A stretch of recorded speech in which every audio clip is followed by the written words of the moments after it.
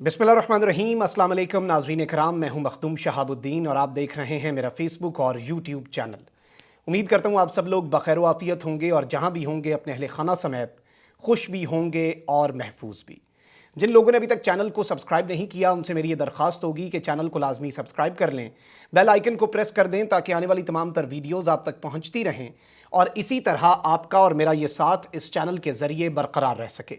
नाज़रीन कराम, एक जानिब तो पाकिस्तान को मुख्तलिफ चैलेंजेस का भी सामना है और दुश्मन इस वक्त हर जानिब से पाकिस्तान के अंदर दहशत गर्दी की लहर लाने और पाकिस्तान की जो कायम करदा अमन व अमान की फ़ज़ा है उसे सबूताज करने के लिए हर मुमकिन कोशिश कर रहा है। तो वहीं दूसरी जानिब पाकिस्तान के अमन के दुश्मन, खा वो पाकिस्तान की सरजमीन में किसी बिल में घुसे हों, कहीं तितर बितर हुए हों, या फिर पाकिस्तान की सरहद के किसी दूसरी जानिब कहीं पर सेफ हेवंस में पनाह लिए बैठे हों, उन पर पाकिस्तान का कहर जो है वो इस वक्त बरस रहा है और नामालूम लोगों की तरफ से, गुमनाम लोगों की तरफ से गुमनाम कार्रवाइयों का सिलसिला भी जारी हो सारी है। और ऐसा महसूस हो रहा है कि साल 2022 शुरू होते ही पाकिस्तान के अमन के जो दुश्मन हैं उनके खिलाफ जो हंटिंग सीजन है वो इस वक्त शुरू कर दिया गया है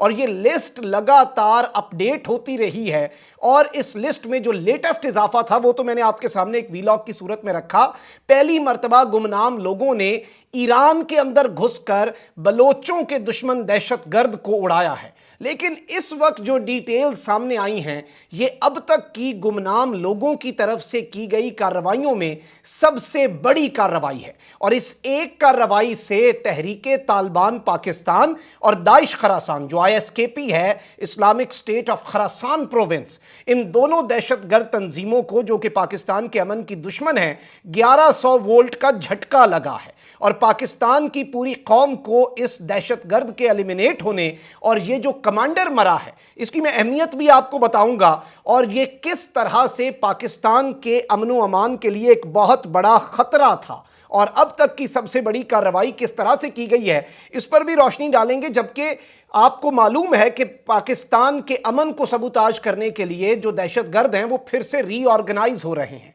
फिर से रीयूनिफिकेशन की तरफ जा रहे हैं। तो इस सब के अंदर पाकिस्तान के सिक्योरिटी नाफिज करने वाले इदारों पर 2 मजीद हमले भी हुए हैं। ये बुज़दिलाना कार्रवाइयां दुश्मन की तरफ से की गई हैं। इनकी डिटेल्स मैं सबसे पहले आपके सामने रख दूं। आपको मालूम होगा कि इस्लामाबाद के थाना कराची कंपनी की हुदूद में एक पुलिस के एहलकार को मारा गया और उस पर शेख रशीद साहब ने भी कहा कि इसे कोई डकैती या राजनी का वाकया नहीं है, इसे तहरीके तालिबान पाकिस्तान के दहशतगर्दों ने मारा है, ये दहशतगर्दी का वाकया है और TTP ने इसकी जिम्मेदारी कबूल भी की। उसके बाद लाहौर अनारकली के अंदर भी धमाका हुआ और इस सब के अंदर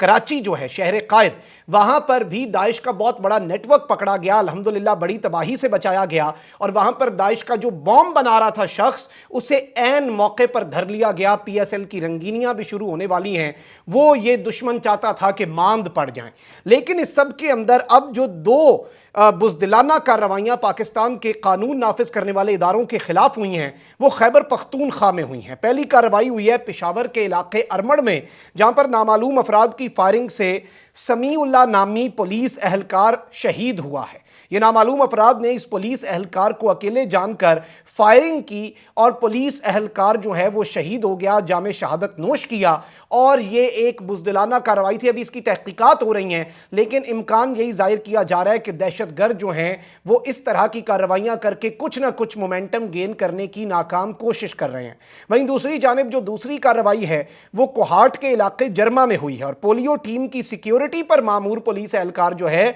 कांस्टेबल हामिद,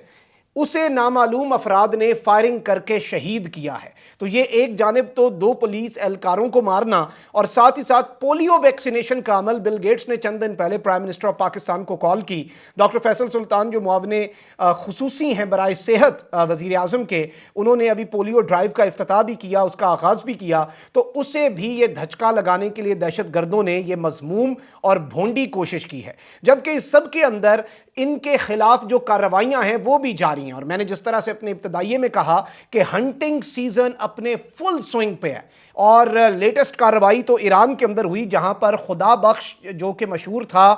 کماش کے نام سے، بی ایل ایف کا، بلوچ لبریشن فرنٹ اور بلوچ لبریشن آرمی کے ساتھ بھی یہ آدمی جو ہے ایسوسیٹڈ تھا، اس شخص کو ایران کے اندر، بلوچستان جو ہمارا صوبہ ہے اس سے ملحقہ بلوچستان سیستان ہے، وہاں پر گھس کر نامعلوم لوگوں نے مارا، تو یہ بھی فہرست میں شامل ہو چکا ہے۔ تو میں ایک دفعہ فہرست آپ کے سامنے ریپیٹ کر دیتا ہوں کیونکہ یہ لسٹ ہم مینٹین کر رہے ہیں اور یہ بھی بہت بڑھے گی، اور ابھی تو سال 2022 شروع ہوا ہے۔ D G I S P R major general Babar Iftikhar کی پریس کانفرنس کو 2-2.5 ہفتے ہوئے ہیں اور ابھی تو پہلا مہینہ بھی ختم نہیں ہوا، اور اب جو دشمن ہے وہ اپنی خیر منائے، کیونکہ جو گمنام کارروائیاں ہوتی ہیں ان میں گمنام لوگ گھستے ہیں، گمنام طریقے سے اپنا کام دکھاتے ہیں اور چلتے بنتے ہیں، اور یہ دیکھتے رہ جاتے ہیں کہ یہ لائٹننگ سپیڈ سے آ کر اتنی تیزی سے کارروائی کر کے گئے کہاں، یہ کون لوگ تھے جو گمنام لوگ تھے۔ ٹی ٹی پی کا مولوی فقیر محمد جو کہ بانی تھا ٹی ٹی پی کا، اس کے گھر پر افغانستان سے ڈرون حملہ ہوا، یہ بڑا دندناتا پھرتا تھا، اس کے بعد یہ ایسا کہیں غائب ہوا ہے۔ اس کے بعد جو ٹی ٹی پی کا اس وقت چیف ہے، ٹاپ کا کمانڈر ہے، نور ولی محسود،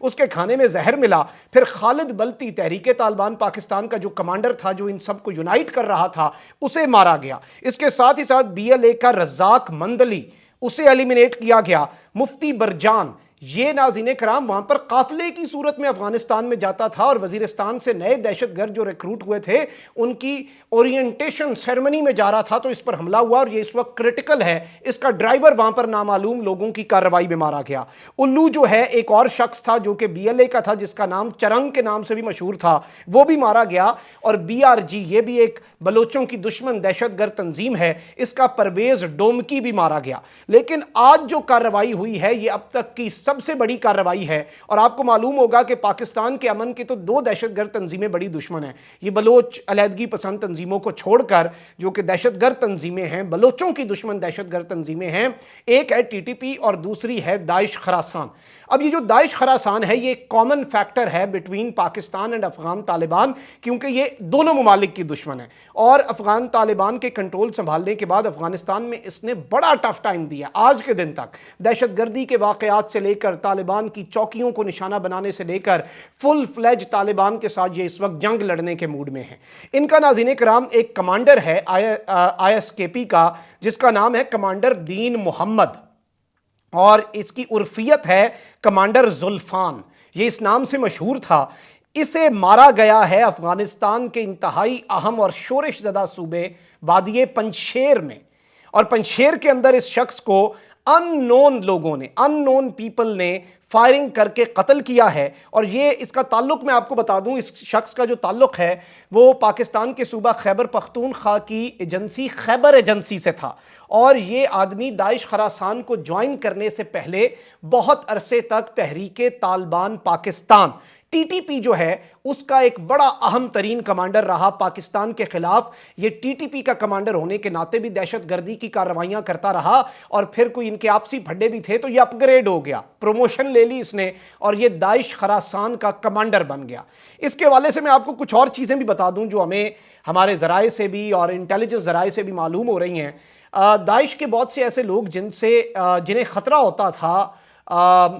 افغان طالبان کا، ٹیک اوور سے پہلے، طالبان کی حکومت آنے سے پہلے ان کا پھڈا تو چلتا تھا، تو انہیں بڑی دفعہ ایسا ہوا کہ پاکستان سے بچانے کے لیے ٹی ٹی پی کے لوگوں کو یا پھر طالبان سے بچانے کے لیے داعش خراسان کے لوگوں کو این ڈی ایس، جو کہ را کے ساتھ بھی اس کا بڑا گٹھ جوڑ تھا اشرف غنی کے دور میں، وہ انہیں تحویل میں لے لیتے تھے، کہتے تھے ہم نے گرفتار کر لیا، وہ انہیں بگرام جیل میں رکھ دیتے تھے، کہیں اپنے سیف ہاؤس میں رکھ دیتے تھے۔ یہ جو شخص ہے یہ اتنا امپورٹنٹ تھا کہ اسے جیل میں نہیں رکھا، لیکن کلیمز یہ ہیں کہ 2018 کے اندر افغانستان کی جو نیشنل آرمی ہے، افغان نیشنل آرمی، اس نے اس شخص کو، دین محمد یا پھر کمانڈر زلفان جو ہے، اسے این ڈی ایس کے سیف ہاؤس میں پناہ دی ہوئی تھی، یعنی یہ وہاں پر سیف ہاؤس میں موجود تھا، اور